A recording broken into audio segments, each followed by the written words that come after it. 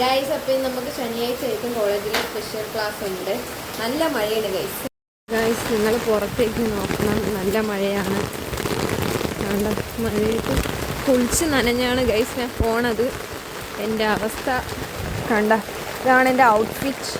Full നനഞ്ഞു. മഴ ഒരു രക്ഷയില്ല, നല്ല മഴ. ഇപ്പം മഴ കൂടുന്നതേ ഉള്ളൂ. എൻ്റെ ഔട്ട്ഫിറ്റ് ഫുള്ള് നനഞ്ഞു ഗൈസ്. എൻ്റെ പുതിയ ഔട്ട്ഫിറ്റായിരുന്നു, ഫുള്ള് കൊളായി.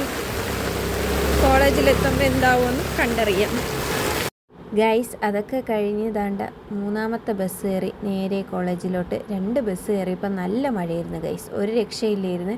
പിന്നെ ഇൻ്റർവെല്ലിന് നമുക്ക് കുറച്ച് ബ്രേക്ക് കിട്ടിയിട്ടുണ്ടായിരുന്നു. അപ്പോൾ ദാണ്ടനെ പിള്ളേരെ വീഡിയോ ഒക്കെ ജസ്റ്റ് എടുത്തതാണ്. നമുക്ക് സ്പെഷ്യൽ ക്ലാസ് ആയിരുന്നു ഇന്ന്. അപ്പം ഫുള്ളും അനാട്ടമി ആയിരുന്നു ഗൈസ്.